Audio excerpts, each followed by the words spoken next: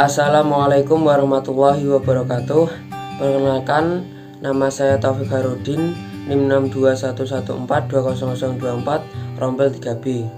Di sini saya akan memaparkan materi tentang logika berpikir dalam olahraga, mata kuliah filsafat olahraga.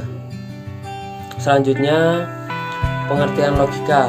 Logika secara etimologi berasal dari bahasa Yunani, dari kata logike yang berhubungan dengan kata logos, yang berarti ucapan atau pikiran yang diucapkan secara lengkap.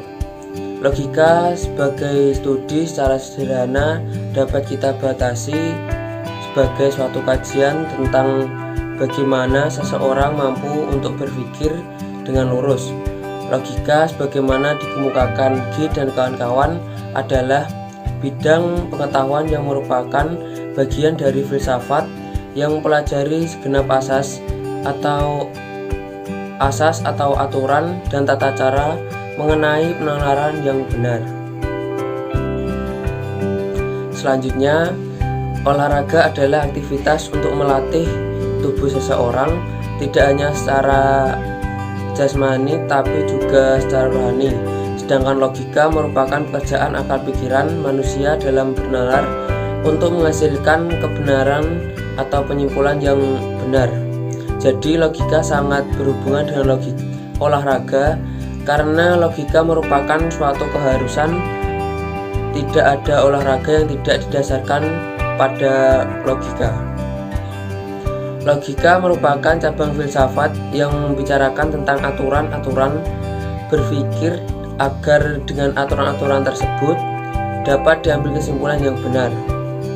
Atau bisa dikatakan juga bahwa logika adalah pengkajian yang sistematis tentang aturan-aturan untuk menguatkan premis-premis atau sebab-sebab mengenai konklusi di mana aturan-aturan itu dapat kita pakai untuk membedakan argumen yang baik dari argumen yang tidak baik.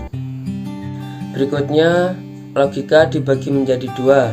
Yang pertama yaitu logika deduktif.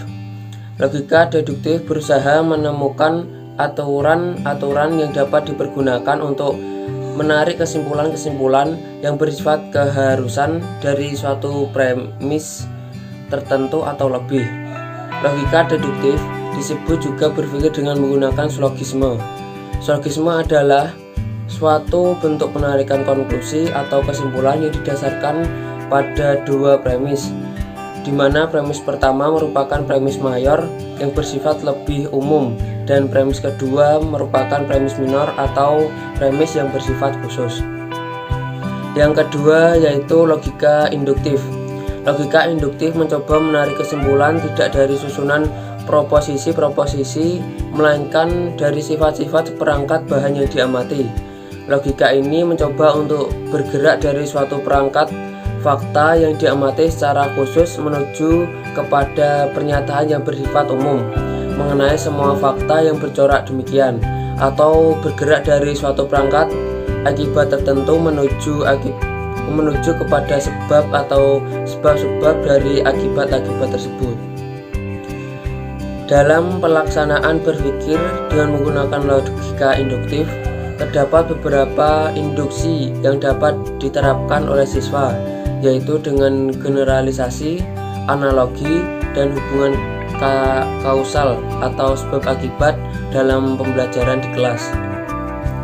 Generalisasi merupakan bentuk penalaran siswa dari pernyataan khusus yang kemudian disintesiskan menjadi kesimpulan umum yang mewakili seluruh pernyataan tersebut. Pada generalisasi ini, siswa akan mengumpulkan informasi dengan mengidentifikasi dan menafsirkan ciri-ciri sifat kejadian secara khusus hingga menjadi suatu kesimpulan. Analogi.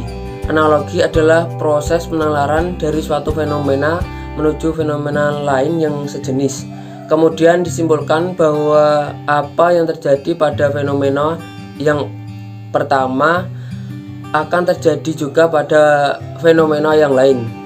Melalui analogi, siswa akan berpikir secara logis dengan menyimpulkan bahwa terdapat kesamaan karakteristik antara fenomena yang satu dengan fenomena yang lain.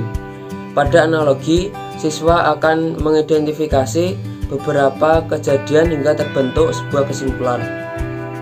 Hubungan kausal atau hubungan sebab akibat adalah proses penalaran berdasarkan hubungan ketergantungan antar gejala yang mengikuti pola sebab akibat atau akibat sebab.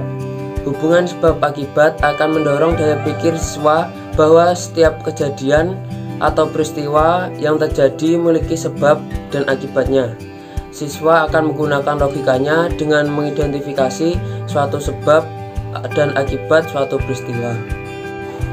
Kesimpulan, berpikir logis dapat dikatakan bahwa kemampuan berpikir logis adalah kecakapan, rasa sanggup, serta kapasitas siswa dalam melakukan aktivitas berpikir dengan pola tertentu yang disesuaikan dengan logika induktif dan logika deduktif untuk menghubungkan ide penting serta fakta yang ada dengan serangkaian langkah yang dilakukan secara teratur, bertahap atau sistematis, dan bertujuan untuk menciptakan sebuah kesimpulan.